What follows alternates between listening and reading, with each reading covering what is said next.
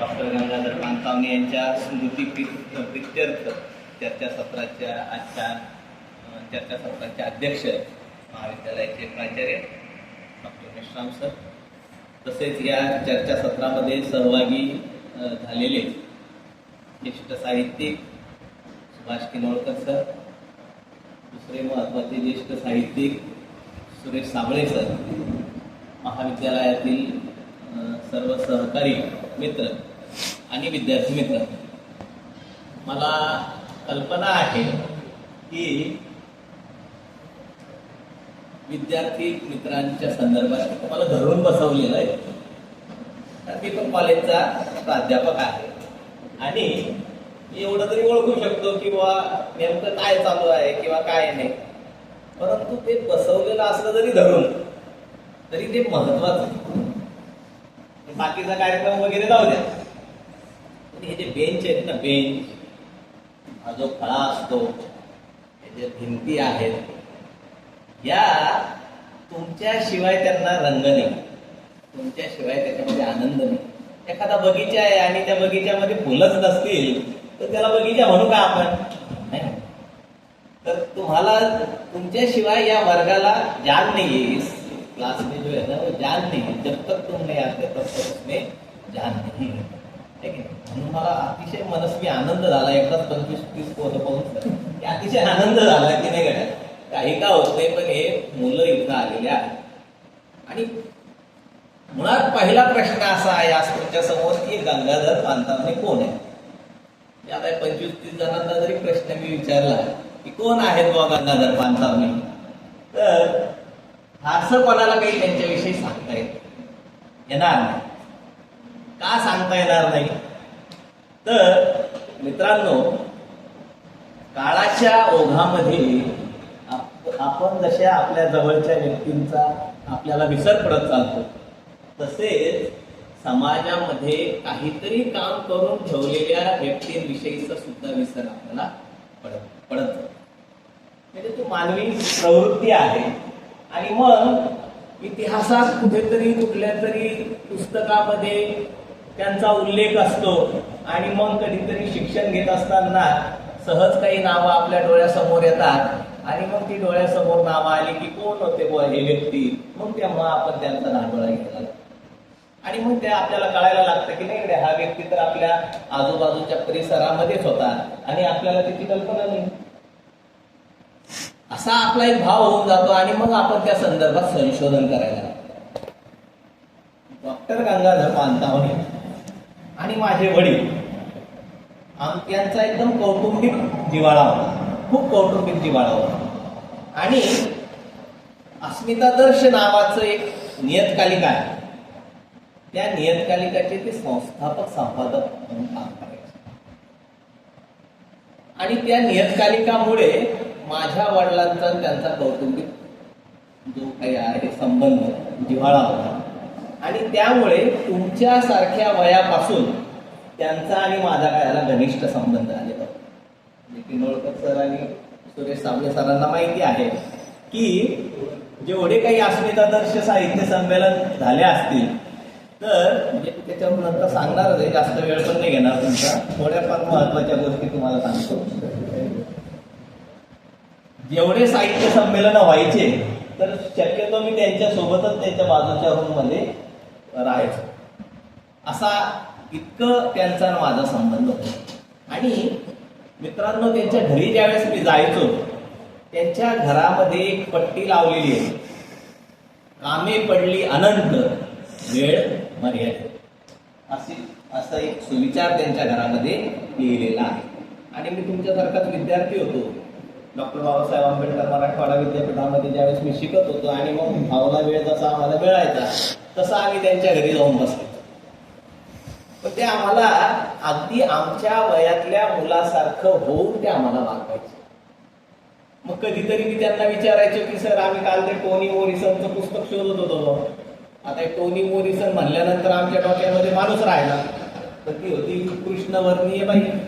आणि मग मी सर त्याचं पुस्तक आम्हाला द्या, शोधून मिळालं तर दुसऱ्या दिवशी सरांनी त्यांच्या लायब्ररीतून काढून ते पुस्तक, बिलवड नावाचं ते पुस्तक होतं, कादंबरी येते, ती कादंबरी त्याच्यामध्ये. सहज एक दिवस दत्ता भगत असं आम्हाला म्हणाले होते की तुम्ही पानतावणे सरांचं काय वाचलेलं आहे. तर आम्ही म्हणायचो की बुवा सर अमुक अमुक पुस्तक वाचलेलं आहे. म्हणजे पराभूत राजपुत्राची कैफियत वाचली का. म्हणायचं नाही सर काही इथे भेटलं नाही. मग कुठे भेटेल काही हे नाही. मग त्यावेळेस मी सहज सरांकडे गेलो. म्हटलं सर तो लेख मला मिळेल का वाचायला. तर सरा म्हणाले की त्याचं तो काही आपण कुठे छापलेला नव्हता म्हणे. पण 1960 साली एक नियतकालिक निघायचं जय भीम नावाचं आणि त्या जय भीमच्या नियतकालिकाचा अंक त्यांनी बाहेर काढला आणि तो लेख मी वाचलेला. अतिशय मर्मग्राही आणि टीका करणारा तो लेख.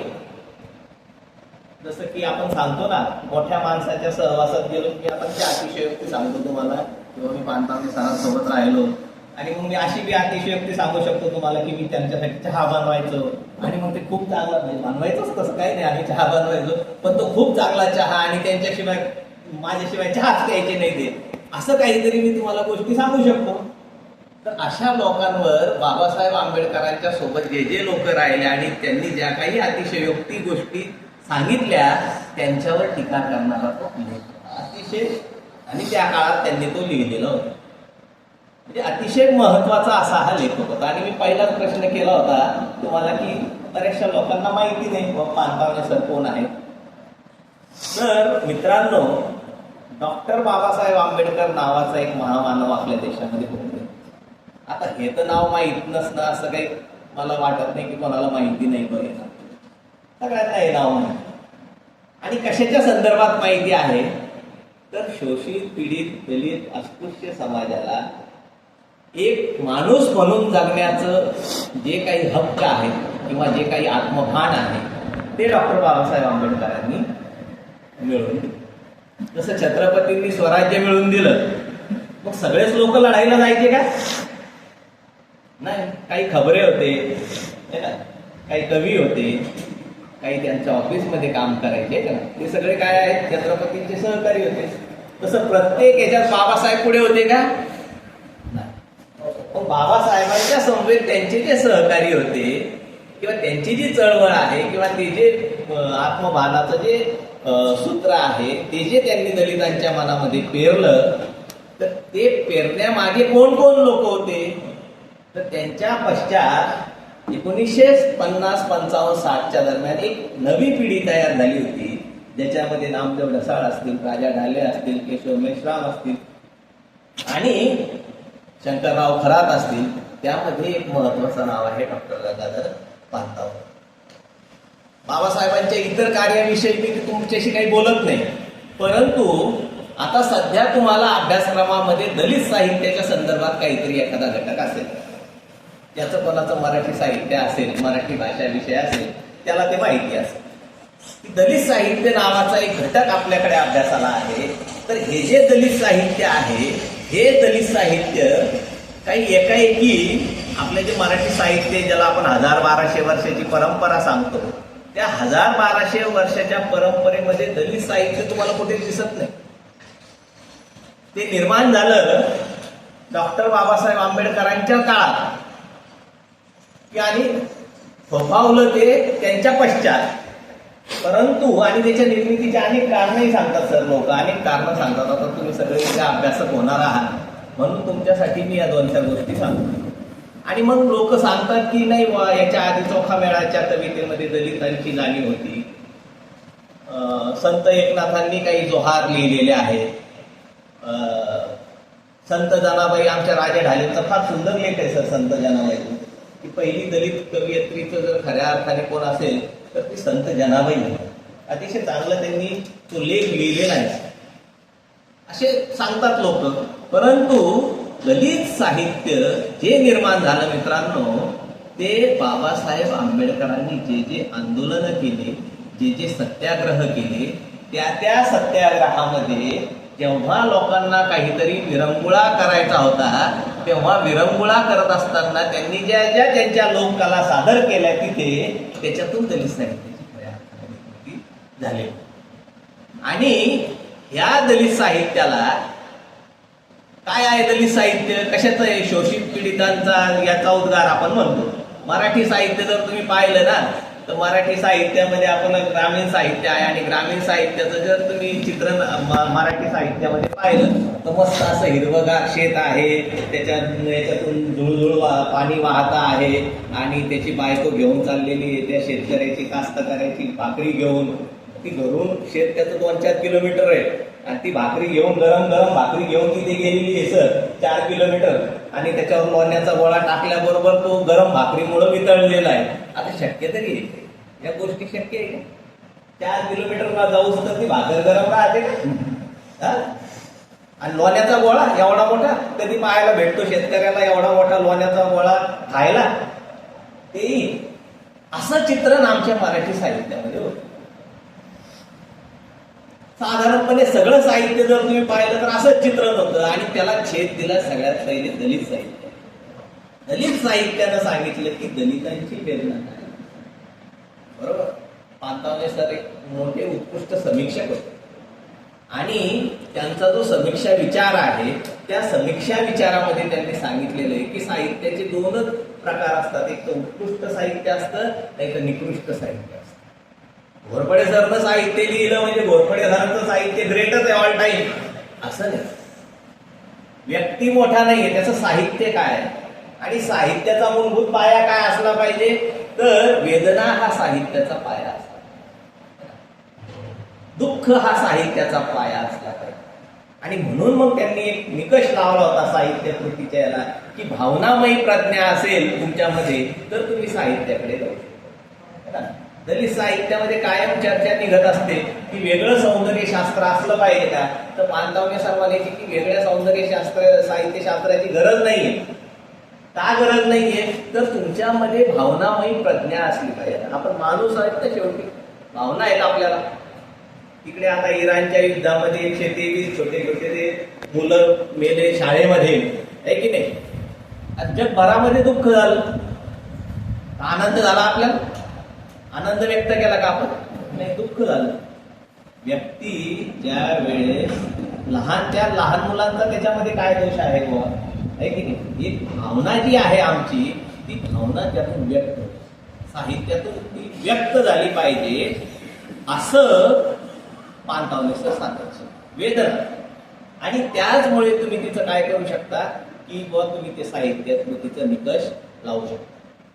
आणि म्हणून एक वेगळ्या पद्धतीचा जो समीक्षा विचार आहे तो त्यांनी मराठी साहित्यामध्ये पेरला. दुसरी गोष्ट काय होती त्यांची एक महत्वाची, मी फक्त तुम्हाला ठळक 2-4 महत्वाच्या गोष्टी सांगतो, जास्त वेळ बोलणार नाही, की भाषेबद्दल ते फार जागरूक राहायचे.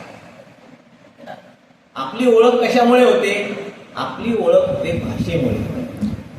आपण एकदा का तोंडातून शब्द बाहेर काढला की समोरचा लागलीच ओळखून घेतो, हा खानदेशातला आहे का, विदर्भातला आहे का, मराठवाड्यातला आहे का, कुठला आहे ना.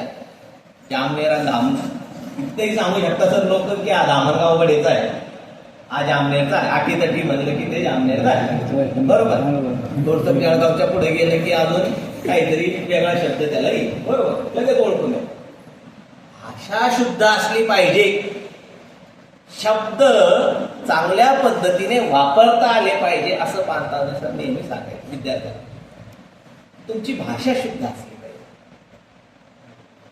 लगेच तोंडात काही लोक एकदम चांगले कपडे घातलेले असतात, तोंडातून शब्द काढला काय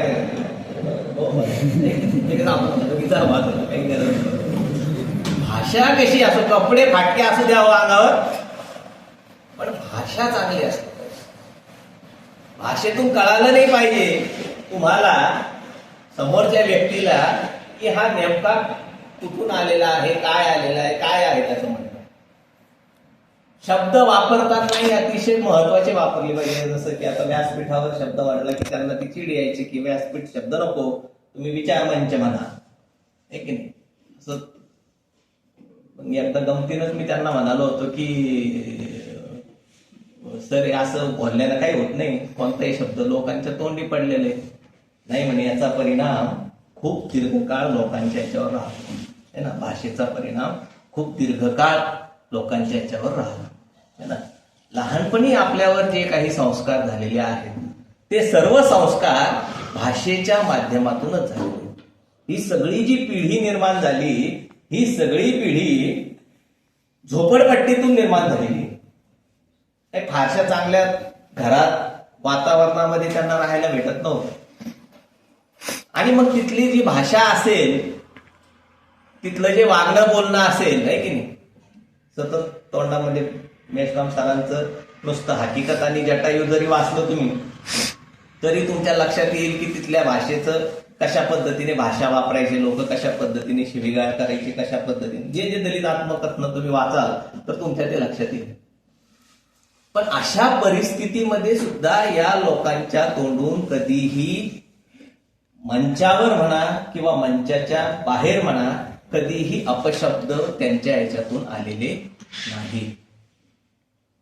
घाणेरडी भाषा त्यांनी कधीही वापरलेली नाही. आणि विशेष म्हणजे पानतावणे सरांचं वैशिष्ट्य असं होतं की भाषा असू द्या, साहित्य असू द्या, समाजशास्त्र असू द्या, राज्यशास्त्र असू द्या, मानववंशशास्त्र असू द्या, अनेक गोष्टी अनेक जे हे आहेत त्या सगळ्यांमध्ये त्यांनी पांडित्य मिळवलेलं होतं, विद्वत्ता मिळवलेली. भाषा त्यांना 4-5 प्रकारच्या भाषा यायच्या. संगीतकार सुद्धा होते, संगीत सुद्धा त्यांनी नाटकांना दिलेले. आणि एक ऍस्थेटिक सेन्स राहायचा त्यांच्याकडे. चित्र त्यांच्या घरामध्ये जर तुम्ही गेले तर चित्र राहायचे वेगवेगळे. आणि सहज आमच्या एक मित्राने एक चित्र काढलं होतं, त्याचा पाय एवढा मोठा दाखवलेला होता. मी म्हणलं सर हे काही करत राहता लोक, एवढा मोठा पाय दाखवून काय होणार आहे? तर ते मला म्हणाले होते की नाही, तो त्याच्या पायावर ठाम उभा आहे हा त्याचा अर्थ आहे, हे त्यांनी सांगितली होती गोष्ट. म्हणजे असा हा विलक्षण माणूस होता. म्हणजे हे सगळं मी जे विवेचन करत आहे ना मित्रांनो, हे सगळं त्या बाकीच्या सगळ्यांना लागू होतं की यांनी एवढं पांडित्य मिळवलं. परिस्थिती कशीही असो, गरिबीची असो, भाषा कशीही असो, घाणेरडी असो, अपशब्द असो, त्यांनी त्याच्यामध्ये बदल केला आणि पुढे आंबेडकरी चळवळ जी आहे ती इथपर्यंत आणून पोहोचवली. है ना? धुरंधर सिनेमा पाहता ना तुम्ही, आहे की नाही? धुरंधर किती गाजला सिनेमा, बरोबर? हे जे काही धुरंधर होते त्याच्यामध्ये पानतावणे सर सुद्धा एक काय धुरंधर आहेत की आजपर्यंत आम्ही तुमच्या समोर किंवा तुम्ही ज्या चळवळीला आज प्रमाण मानता ती चळवळ पुढे नेण्याचं तुम्ही जे काही काम करत आहात तर त्याच्यामध्ये सुद्धा ते काय आहेत, ते एक महत्वाचे धुरंधर आहेत. मित्रांनो, त्यांच्यासाठी त्यांच्या संदर्भात सांगण्यासारखं खूप आहे. अनेक त्यांच्या पुस्तकाचे दाखले सुद्धा आपल्याला देता येतात. परंतु इथे वेळ कमी असल्यामुळे आणि दिवसेंदिवस एक 2-3 मिनिटाची रील पाहायची आपल्याला सवय झालेली असल्यामुळे आपलंही जास्त वेळ एकच जणाचं ऐकणं आपल्यालाही थोडंसं जड जातं. आणि नंतर आमचे ज्येष्ठ बंधू ते आमचे काकाश्री बसलेले सुरेश साबळे, तर त्यांनाही तुम्हाला ऐकायचं आहे आणि त्याच्यामुळे मी काही फारसं विवेचन करत नाही. परंतु राजे छत्रपती कला महाविद्यालयाने आज मला इथे बोलवलं, बोलण्याची संधी उपलब्ध करून दिली, त्याबद्दल मी महाविद्यालयाचे आभार मानतो. अतिशय सुंदर असं हे तुमचं कॉलेज आहे, महाविद्यालय आहे. आल्याबरोबर या आमच्या ताईने आम्हाला कुंकू लावलं, ओवाळलं, तर ते एकदम घराचा फील आला सर आम्हाला. इथे सरांच्याही इथे आम्ही बसलो तर अतिशय, म्हणजे सर नसतानाही आम्ही तिथे बसलो तर आमचे मित्र पवार सर आम्ही बसलो तर अतिशय घरगुती पद्धतीच्या गप्पा झाल्या. अतिशय हेल्दी जे वातावरण आहे ते मला इथे आज अनुभवायला मिळालं. त्याबद्दल तुमच्याही चेहऱ्याकडे पाहून मलाही असं वाटलं की नाही गड्या 20-25 पोरं आहे, कमीत कमी आज त्यांच्या समोर तरी आपण बोललं पाहिजे, म्हणून त्याचाही एक आनंद मला आज घेता आला. तर मी आपले सगळ्यांचे आभार व्यक्त करतो. खूप